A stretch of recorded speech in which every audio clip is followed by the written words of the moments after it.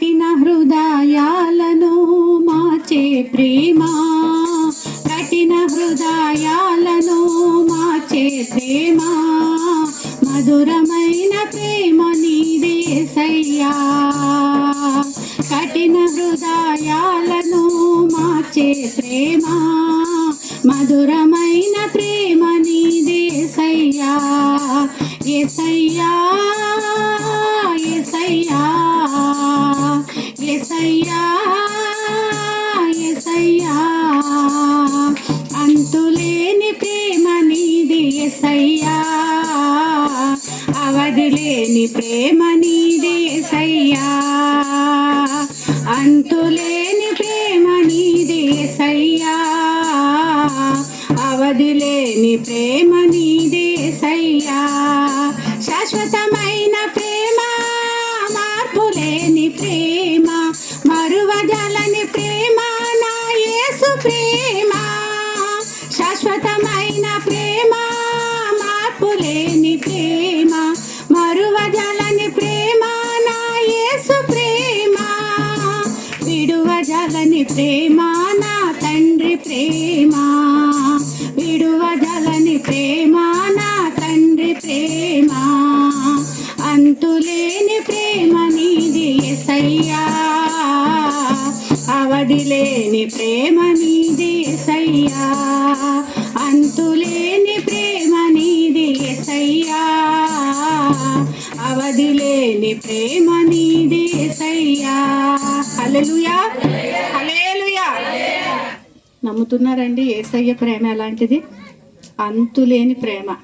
యేసయ్య ప్రేమ శాశ్వతమైన ప్రేమ, యేసయ్య ప్రేమ మార్పులేని ప్రేమ, యేసయ్య ప్రేమ మరవజాలని ప్రేమ, యేసయ్య ప్రేమ విడువజాలని ప్రేమ. అసలు క్రిస్మస్ అంటే ఏంటండి? క్రిస్మస్ ప్రేమ లేక నిరాధారంగా ఈ లోకంలో అల్లాడిపోతున్న జీవితాలలో తన ప్రేమను పంచడానికి ఆ మహాదేవుడు, ఆ గనుడైన దేవుడు, ఆకాశ మహాకాశాలు పట్టజాలనటువంటి ఆ గొప్ప దేవుడు మరి రిక్తుడుగా తన స్వరూపుగా మరి శరీరధారిగా సశరీరుడుగా మన మధ్యలోనికి మరి వచ్చేసిందే క్రిస్మస్.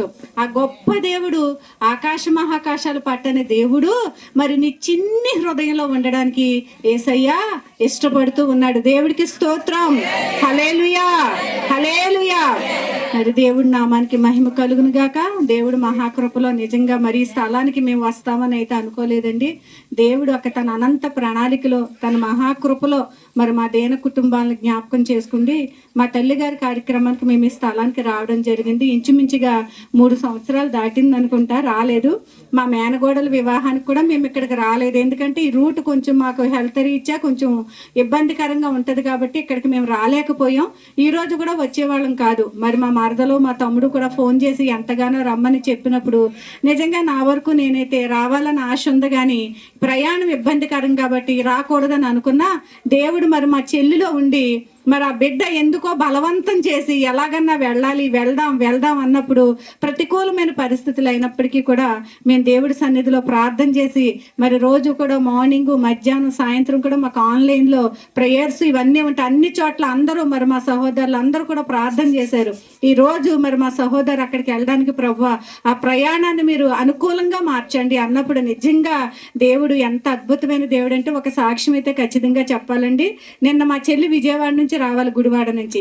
మరి తను మధ్యాహ్నం మా మరిది గారు ఒప్పుకోవడం, తన పాపం బయలుదేరదాం వస్తే 3 నుంచి 5 వరకు బస్ దగ్గర కూర్చున్నా బస్సు అస్సలు ఖాళీ లేదు. రిటర్న్ వెళ్ళిపోయింది ఇంటికి. వెళ్ళిపోయి ఉదయం సర్కార్కి వస్తాను అక్క అంది.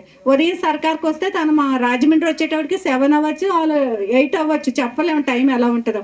అయితే మళ్ళీ మాకు బస్ దాటిపోతే ఇబ్బంది అవుద్దని మరి తను ఏమనుకుందో తెలియదు, రాత్రి వేరే ట్రైన్ ఎక్కేసింది. తన దగ్గర ఫోన్ కూడా లేదు ఆ సమయానికి. మరి పూరి తిరుపతి ట్రైన్ ఎక్కేసింది. చాలా రష్గా ఉంది. మరి ఇంచుమించు 11 గంటలకు రాజమండ్రిలో దిగాలి. మేము చాలా వెయిట్ చేస్తున్నాం. మరి మా అక్కగారు బాబు వెళ్ళి స్టేషన్లో ఉన్నాడు. తను వచ్చేస్తుంది కదా, కాకపోతే చిన్న టెన్షన్. ఫోన్ లేదు, ఇన్ఫర్మేషన్ తెలియదు, ఎక్కడుంది ఏంటి, రిజర్వేషన్ కూడా కాదు. ఎందుకో పట్టుదలగా ఎక్కేసిందంటే ట్రైన్. తను మా మరిది కూడా అన్నాడు, ఎవరి మాట వినలేదు వదిన, అంత నిలబడ్డానికి కూడా చోట్లేదు, ఎక్కేసింది తను అనేసి. మరి నిజంగా నేను ప్రార్థన చేసుకుంటున్నాను, ప్రభువా తనతో క్షేమంగా రావాలని. ట్రైన్ వచ్చేసి వచ్చేసింది.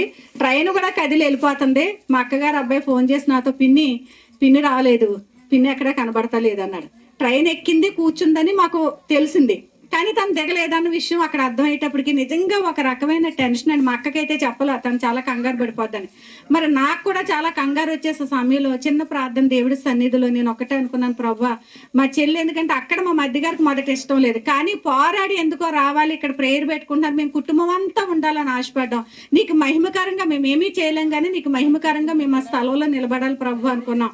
మరి ఆ బిడ్డకి ఏదైనా ప్రాబ్లం అయితే దేవుడి నామానికి అవమానకరంగా వంక దుష్టుడు పెడుతున్నాడని నేను అనుకున్నాను. మా చెల్లి క్షేమంగా వచ్చి మా చెల్లికి అనిపిస్తే సాక్ష్యం చెప్పుకుంటాను ప్రభువా, మా చెల్లి క్షేమంగా రావాలి. ఎందుకంటే తన దగ్గర ఫోన్ లేదు, ఆ ట్రైన్ వైజాగ్లో ఆగుద్ది, నెక్స్ట్ ఏమో తను నిద్రపోయిందా ఏం జరిగిందో రకరకాల అనుమానాలండి. శత్రువు ఎన్ని అనుమానాలు పెట్టేశాడో.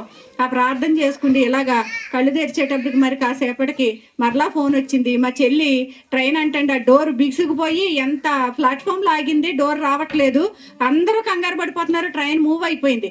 వెంటనే అటుపక్కకి దూకేసిందంట. అందులో ఇద్దరు ఉంటే కొంతమంది దిగిపోతుంటే తను కంగారు పడి ఏదో విధంగా పక్కకి దిగిపోతే వెళ్ళొచ్చు అన్నప్పుడు మరి నిజంగా ఏ ప్రమాదము జరగనివ్వకుండా నా యేసయ్య ప్రేమ, అందుకే ఆ పాట పాడాను. ఎందుకంటే లేని ప్రేమ, ఆయన ప్రేమ హృదయం అయినా మారిపోద్ది. ఆయన ప్రేమ లేకుండా ఒక్క క్షణం కూడా మనం బ్రతకలేమన్నమాట మన జీవితాల్లో. మరి ఆ బిడ్డ ఆ దూకేయడం కానీ ఆ టైంలో కాలు స్లిప్ అయి పడిపోయినా, చీకటి 11:30 టైము, కటికి చీకటి ఉంది అక్కడ అంతా, అటు పక్క అన్ని చెట్లు అన్ని ఉన్నాయి. ఇలా జరిగిందని అన్య కుటుంబం అని నిందించే అవకాశం ఉండను. కానీ నా యేసయ్య ఎంత గొప్ప దేవుడు అంటే ఆ బిడ్డని ఆ ప్రాంతంలో ఆ ప్రదేశంలో కాపాడి క్షేమంగా మరలా మా మధ్యకి తోడుకొచ్చి అనుకున్న సమయానికి మేము అందరం ఇక్కడికి రావడానికి మరొక విషయం ఏంటంటే, ఈవేళ మేము వచ్చే ప్రయాణంలో కూడా దేవుడు ఎంతో కాపుదలు ఇచ్చి చాలా సురక్షితంగా ఈ స్థలానికి తీసుకొచ్చారండి. దేవుడికే మహిమ కలుగును గాక. ఒక్క 2 మాటలే చెప్తాను, మరి ఎందుకంటే సేవకురాలు చెప్తారు, నేను చెప్పాలని అయితే ఏమీ రాలేదు. కానీ క్రిస్మస్ అంటే మన జీవితాల్లో సంతోషం పంచడానికి వచ్చింది క్రిస్మస్, వెలుగులు నింపడానికి వచ్చింది క్రిస్మస్, ఆదరణ ఇవ్వడానికి వచ్చింది క్రిస్మస్. మరి మనం అనుకుంటాం, నేను ఒంటరిదాన్ని అయిపోయాను, నేను బలహీనరాలను అయిపోయాను, నాకు ఎవ్వరూ లేరు, నా పరిస్థితి ఏంటి అనుకున్నటువంటి జీవితాల్లో ఈ క్రిస్మస్ కూడిక సందర్భంగా ఒక వాగ్దానం మీ ముందు ఉంచాలని నేను ఆశపడుతూ ఉన్నాను. మరి మీ అందరికీ తెలిసిందే, యెషయా గ్రంథం మరి 7వ అధ్యాయం 14వ వచనంలో, మత్తయి సువార్త 1వ అధ్యాయం 21-22 వచనాల్లో ఉంటది. కన్యక గర్భవతి అయి కుమారుని కనును, అతనికి ఇమ్మానుయేలును పేరు పెట్టును. ఒకసారి చదువుతారండి ఒక్క వచనం, ఏదైనా పర్లేదు. యెషయా ప్రభువు తానే ఒక సూచన మీకు చూపును, ఆలకించుడి, కన్యక గర్భవతి అయి కుమారుని కని అతనికి ఇమ్మానుయేలును పేరు పెట్టును. చాలండి, దేవుడికి స్తోత్రం, హల్లెలూయా. ఇమ్మానుయేలు అంటే అర్థం ఏంటండి? దేవుడు మనకు తోడు. మనం ఈ లోకంలో ఏం కోరుకుంటాం? ఎవరో ఒకళ్ళు తోడు ఉండాలి కదా. పుట్టినప్పుడు అమ్మా నాన్న తోడు ఉండాలి, పెరుగుతూ ఉంటున్నప్పుడు అన్నలు అక్కలు తమ్ముళ్ళు తోడు ఉండాలి, పెళ్ళయ్యాక భర్త తోడు ఉండాలి, వృద్ధులం అయిపోయాక బిడ్డలు తోడు ఉండాలి. ఉంటారా అండి వీళ్ళందరూ? చదువుకుంటే ఫ్రెండ్స్ తోడు ఉండాలి.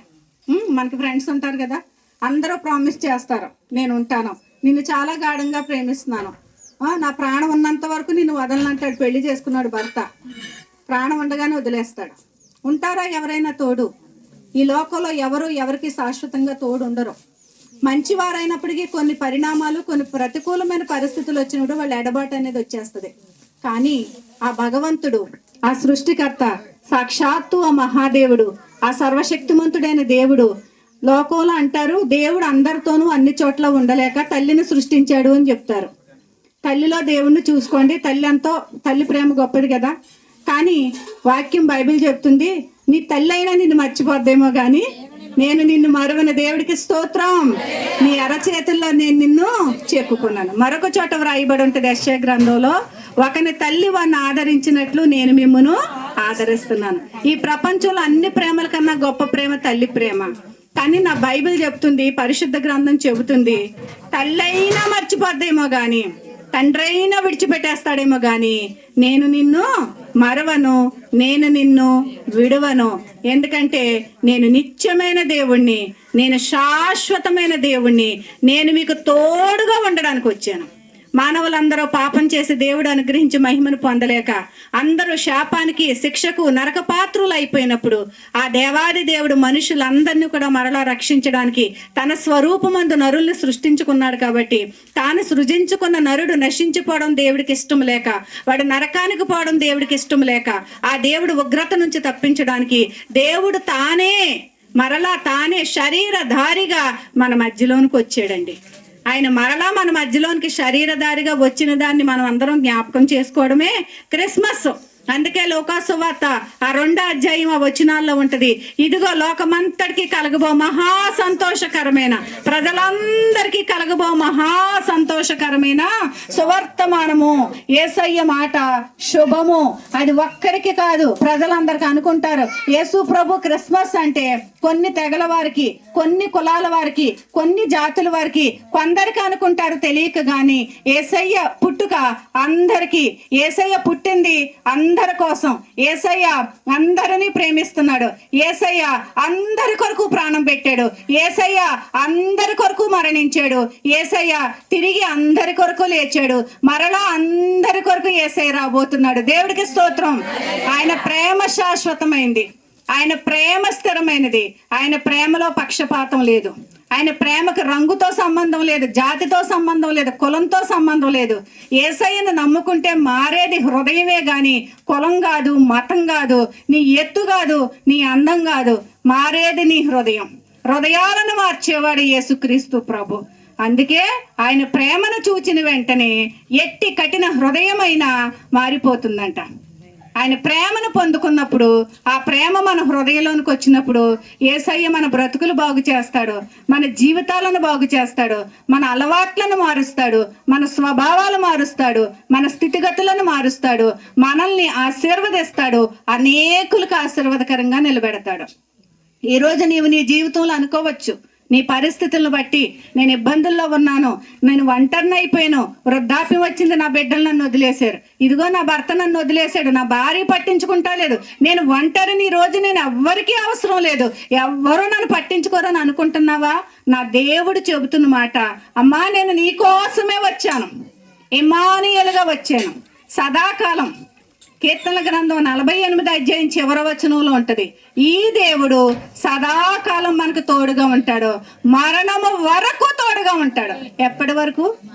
పెళ్లి చేసేటప్పుడు మనం మరి హిందూ వివాహాలు చేసుకున్నప్పుడు కొన్ని మంత్రాలు ఉంటాయి కదా, ఆ మంత్రాల్లో ఒక అర్థం ఉంటుంది, ఏమనంటే మరణం వరకు కూడా నేను నిన్ను విడువను. మా క్రైస్తవ వివాహాల్లో కూడా ప్రమాణాలు ఉంటాయి, కలిమియందు, లేమియందు, వ్యాధి యందు, బాధ యందు నేను నిన్ను విడువను అని ప్రమాణం చేస్తారు. ఎంతమంది ఉంటున్నారండి మంచివారు అయ్యుండి బాగా ప్రేమించే భర్త అయినా భార్య అయినా కొన్నిసార్లు మరణం అనే ఎడబాటు వచ్చి వదిలేయచ్చు. కొన్నిసార్లు ఒకరికొకరికి పడక వాళ్ళక స్వభావాలు ఒకరికొకరికి కుదరక విడిపోవచ్చు. ఆ ప్రేమలన్నీ వదిలేసి ఒంటరైపోవచ్చు. ఏ పరిస్థితిలోనూ ఏదో ఒక సమయంలో ప్రతి వ్యక్తి, ప్రతి మానవుడు ఒంటరైపోతాడు. కానీ నా యేసయ్య చెబుతున్న మాట ఏంటంటే, మీరు ఒంటరి కాదు, నేను మీకు తోడుగా ఉండడానికి ఇమ్మానుయేలుగా నీ జీవితంలోనికి నేను వచ్చాను.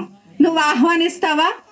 దేవుడు అంటున్నాడు, ఇదిగో నేను తలుపు నొద్ద నుండి తట్టుచున్నాను, ఎవడైనా నా స్వరం విని తలుపు తీస్తే నేను వాని లోపలికి వచ్చి నేను కలిసి భోజనం చేస్తాను, సహవాసం చేస్తాను అంటున్నాడు దేవుడు. యేసయ్య మన హృదయాన్ని తట్టుచున్నాడు. ఇది ఒక అనుకూల సమయం, ఇది రక్షణ దినం. ఈ దినం మళ్ళీ 2025వ సంవత్సరం డిసెంబర్ 16వ దినం ఈ గ్రామంలో ఈ మధ్యాహ్నకాల సమయంలో ఈ రీతిగా మరలా ప్రభు మీతో మాట్లాడుతున్నాడు. అమ్మ ఇదిగో నేను నీ కొరకే వచ్చాను, నీ హృదయంలో చోటిస్తే నేను నీలోనికి రావడానికి ఇష్టపడుతున్నాను. క్రిస్మస్ అంటే యేసయ్యకి మన హృదయంలో చోటు ఇవ్వాలి, మన హృదయంలో చేర్చుకోవాలి. ఆయన నీ జీవితాన్ని మారుస్తాడు, నీ జీవితాన్ని వర్ధల చేస్తాడు, నీకు తోడుగా ఉంటాడు. మత్తయి సువార్త 28వ అధ్యాయం ఆఖరి వచనంలో ఉంటది, యుగ సమాప్తి వరకు నేను తోడుగా ఉంటాను మీకు. దేవుడికి స్తోత్రం. ఎప్పటి వరకు అంటండి? ఈ యుగం సమాప్తి అయ్యే వరకు ఉంటాడంట. వచ్చి ఇదిగో ప్రజలందరికీ కలగబో మహా సంతోషకరమైన సువర్తమానం ప్రకటించినప్పుడు వాళ్ళందరికీ ఆనందం కలగాలి. క్రిస్మస్ అంటే ఆనందం, క్రిస్మస్ అంటే సంతోషం, క్రిస్మస్ అంటే దేవుడు మనందరికీ ప్రభువుగా ఉండడానికి వచ్చాడు, దేవుడికి నరులకి మధ్యవర్తిగా ఉండడానికి వచ్చాడు. చాలా మంది అంటారు యేసు ప్రభుని గురించి చాలా చాలా విషయాలు మాట్లాడతారు. సిలువేస్తే 3 మేకులు పీక్కోలేనివాడు దేవుడా ఎందుకని విమర్శిస్తారు. ఆయన ఏమైనా చేయగలడు, ఏదైనా చేయగలడు. కానీ నీ కోసం నా కోసం మనందరం చేసిన, మనం జన్మతః పాపులమండి, మన పుట్టుకే పాపంతో వచ్చింది. మన పాపాలన్నీ కూడా ఆయన మీద వేసుకుండి, ఇదిగో లోక పాపాలు మోసుకొని పో దేవుని గొర్రెపిల్లగా వచ్చి మనందరి పాపాలు ఆయన మీద మోపబడి ఆయన మనందరి కొరకు ఆ ప్రాణం పెడితే తప్ప రక్తం చిందించబడకుండా పాప క్షమాపణ కలగదని పరిశుద్ధ గ్రంథం తెలియపరుస్తుంది. కాబట్టి ఆయన రక్తాన్ని చిందించడానికి ఆ శిలువ మహాయాగంలో యజ్ఞ బలిపశువుగా నీ కొరకు నా కొరకు ప్రభు వధించబడ్డాడు. ఆ ప్రభు నీ కొరకు నా కొరకు ఉన్నాడు. ఈరోజు ఏ పరిస్థితుల్లో మీరు వచ్చినా ఒక ధైర్యంతో మీరు వెళ్ళాలి. ఇమ్మానుయేలు నాతో ఉన్నాడు. మీరు ఇంటికి వెళ్ళేటప్పుడు ఇప్పుడు ఒక్కడే వచ్చి ఉండొచ్చు ఈ ప్రాంతానికి, ఇమ్మానుయేలు నాతో ఉన్నాడు అనుకోవాలి. ఏమనుకోవాలి? ఇమ్మానుయేలు నాతో ఉన్నాడు. దేవుడు మనకు తోడుగా ఉంటేనట మనకి ఏమీ తక్కువ కాదట. మనిషికి మనిషి తోడున్నా అన్ని వేళ సహాయం చేయరు, కానీ దేవుడు నీకు తోడుంటే ఆయన అంటున్నాడు, నీ మరణం వరకు నేను తోడుంటాను, ఈ యుగం సమాప్తి అయ్యే వరకు నేను తోడుంటాను. ఇంతకన్నా భరోసా ప్రపంచంలో ఎవరైనా ఇస్తారండి? రాజకీయ నాయకులు ఇచ్చే భరోసాలు 5 సంవత్సరాలు ఉంటాయి, కానీ అన్నీ నెరవేరం. భర్త ఇచ్చే భరోసా కొంతకాలమే, బిడ్డలు ఇచ్చే భరోసా కొంతకాలమే, తల్లిదండ్రుల భరోసా నీకు పెళ్లి చేసి పంపేంత వరకే. కానీ ఈ దేవుడు, నేను ప్రకటించే ఈ దేవుడు, ఇమ్మానుయేలు దేవుడు, నజరేయుడైన యేసుక్రీస్తు ప్రభు సదాకాలము నీకు నాకు తోడుగా ఉంటాడు. ఆయన మనలను ప్రేమిస్తున్నాడు. ఒకవేళ నువ్వు అనుకుంటున్నాము నన్ను ఎవరు ప్రేమిస్తా లేదు, నన్ను ఎవరు పట్టించుకుంటా లేదు, ఈరోజు నేను ఎవరికి కనబడినండి, నా దగ్గర ఏమీ లేవు, నేను ఎవరికి అక్కర్లేదు అనుకుంటున్నావా? దేవుడు నిన్ను ఎంత ప్రేమిస్తున్నాడో తెలుసా? నీ కొరకు తన ప్రాణమే పెట్టేశాడైనా. ఒక చుక్కైనా రక్తపు బొట్టు మిగలలేదంటే ప్రభువులో, మొత్తం తన రక్తం అంతా కాచేసాడంటండి యేసయ్య. అంతగా నిన్ను ప్రేమిస్తున్నాడు. నువ్వు ఏడుస్తూ ఎవరికైనా సమస్య చెప్పుకుంటే వాళ్ళు నిన్ను హేళన చేయొచ్చు నువ్వు వెళ్ళాక, కానీ నా యేసయ్య కన్నీళ్లకు విలువేస్తాడండి. ఎమోషన్స్కి దేవుడు విలువేస్తాడు. నీ కన్నీళ్లను ఆయన బుడ్డులో దాచిపెడతాడట. నువ్వు కన్నీటితో ప్రభు దగ్గర ప్రార్థన చేస్తే ఆయన నీ ప్రార్థన ఆలకించి నీకు సహాయం చేస్తాడంట. అంత మాత్రమే కాదు, దేవుణ్ణి తండ్రి అని పిలిచే భాగ్యం ఇచ్చాడు ఈ ప్రభు. యేసయ్య ఏమిచ్చాడు? తండ్రి. మనం ఏమని ప్రార్థన చేస్తాం? తండ్రి తండ్రి అని పిలిచే భాగ్యాన్ని మనకి ఆయన ఇచ్చాడు. మన తండ్రి అని పిలిస్తే తనయుడా నేను పలుకుతాడట. ఆయన నిన్ను విడువడు, ఎన్నడు ఎడబాయుడు. ఆయనది శాశ్వతమైన ప్రేమ. ఆయన మన కొరకి లోకానికి వచ్చాడు. 2025 సంవత్సరాలు అయిపోయింది. ఇక ఎప్పుడు ఆయన మళ్ళా తిరిగి రెండోసారి రాబోతూ ఉన్నాడో, నీవు ఇంకా మారకపోతే, ఇంకా రక్షణ పొందకపోతే, ఇంకా నామకార్థ క్రైస్తవులుగా ఆచారంగా పాత అలవాట్లు విడిచిపెట్టకుండా ఉంటే యేసు ప్రభును మరలా సిలువేసిన దానితో సమానం అయిపోతావు. యేసయ్యను నువ్వు కూడా ప్రేమిస్తే దేవుడు అంటున్నాడు, నన్ను ప్రేమించే వారికి నేను సమస్తము సమకూడి మేలు కలుగుటకే జరిగిస్తాను. నీ జీవితంలో నువ్వు మేలను రక్షకుడిగా వచ్చాడు, నిన్ను రక్షించడానికి వచ్చాడు. కాబట్టి సహోదరి భయపడొద్దు, యేసయ్య నీకు తోడుగా ఉన్నాడు. ఆ భరోసాతో ఈసారి మీరు వెళ్ళండి. మీరు ఏ పరిస్థితుల్లో ఉన్నా, ఎలాంటి పరిస్థితులు మీ చుట్టూ ఉన్నా, అది వ్యాధైనా, బాధైనా, రుణమైనా, రణమైనా, ఒంటరితనమైనా, ఏమైనా సరే యేసయ్యకు అసాధ్యమైనది ఏదీ లేదు. యేసయ్య నాతో ఉన్నాడు. యేసయ్య నమ్ముకున్న మాతోనే కాదు, ఆయన అందరికీ ప్రభు. ఆయన పుట్టినప్పుడు గాబ్రియేలు దూత ఏమని ప్రకటించింది వర్తమానం? ఇదిగో ప్రజలందరికీ కలగబో మహాసువర్తమానం, సంతోషకరమైన సువర్తమానం. అందుకే నన్ను గుడ్ న్యూస్ అని. సంతోషం అండి, గ్లోబల్ న్యూస్, విశ్వానికే సంతోషం. ప్రపంచం అంతా క్రిస్మస్ ఒక్క మన భారతదేశం కాదు, ప్రపంచంలో అధిక దేశాలు జరుపుకునే పండుగ క్రిస్మస్. అసలు క్రిస్మస్ అంటే నీ హృదయంలో యేసయ్య పుట్టాడా? నీ హృదయంలో యేసయ్య పుడితే నీకేమున్నా లేకపోయినా, నువ్వు ఒంటరిగా ఉన్న పరిస్థితులు ఎలా ఉన్నా, యేసయ్య నాతో ఉన్నాడని నువ్వు సంతోషంగా ఉంటావు, ఆనందంగా ఉంటావు. ఆయన నీకు తోడుగా ఉన్నాడు.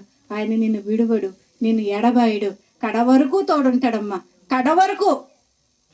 ఎన్ని పరిస్థితులు నీ జీవితంలో ఆటుపోట్లు వచ్చినా, అన్నీ ఓడిపోయినా యేసయ్య మిమ్మల్ని విడిచిపెట్టడు. ధైర్యంతో వెళ్ళండి. యేసయ్యా నువ్వు నాతో ఉన్నావంట కదా, నువ్వు నాలో ఉన్నావంట కదా, అయ్యా నువ్వు నాతో ఉన్నావు, నాకు ధైర్యంగా ఉంది, ఇక నేను భయపడను, నేను బాధపడను. మీరు బాధపడ్డా భయపడ్డా అని అనుకుంటాడమ్మా, నేను ఉన్నాను కదా, ఎందుకు మీరు ఇంకా బాధపడుతున్నారు? అంతే అనుమానమా? నమ్మట్లేదా? నమ్మితేనే కదా మహిమను చూస్తాం, నమ్మితేనే కదా ఆయన కార్యాలు చూస్తాం. యేసయ్య ఉన్నాడని నమ్ముతున్నారా? చెప్పండి, నమ్ముతున్నారా? నమ్మితే హల్లెలూయా చెప్పండి. హల్లెలూయా.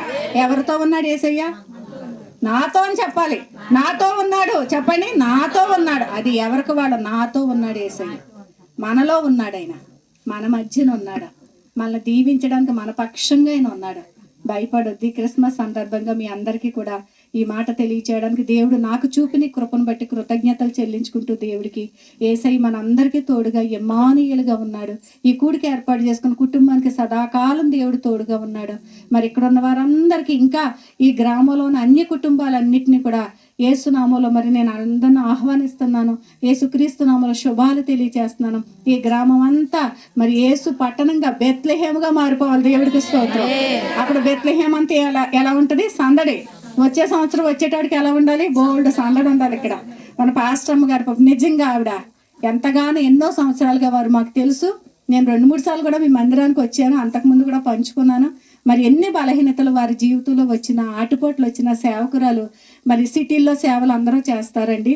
ఇలాంటి ప్రాంతంలో ఉండి అన్నిటినీ సహించుకుంటూ స్త్రీగా ఉండి కూడా వారు మరి ఎన్నో ఇబ్బందులు వస్తాయి, అన్నీ భరించుకుంటూ మరి సేవను కొనసాగిస్తున్నారంటే నిజంగా వారిని బట్టి దేవుడిని నేను మహిమపరుస్తున్నాను. దేవుడికే మహిమ. సేవకురాలని వారి కుటుంబాన్ని బట్టి ఇంకనూ బహుబలంగా దేని సేవకురాలు వాడుకోవాలని సహకరిస్తున్నటువంటి సేవకులను కూడా దేవుడు బలంగా వాడుకుండి ఈ చుట్టుపక్కల గ్రామాలన్నీ కూడా ప్రభు కొరకు సంపాదించాలి. ప్రభు రాజ్యంగా ఒక బెత్లెహేముగా అందరూ మార్చబడి మరి అందరికీ సంతోషం, అన్ని కుటుంబాలు పంచుకోవాలని అందరికీ క్రీస్తు నామంలో శుభాలు తెలియచేసుకుంటూ ఈ నా మాటలో మరి ముగిస్తున్నాను. దేవుడి నామానికి మహిమ కలుగును గాక. ఆమేన్.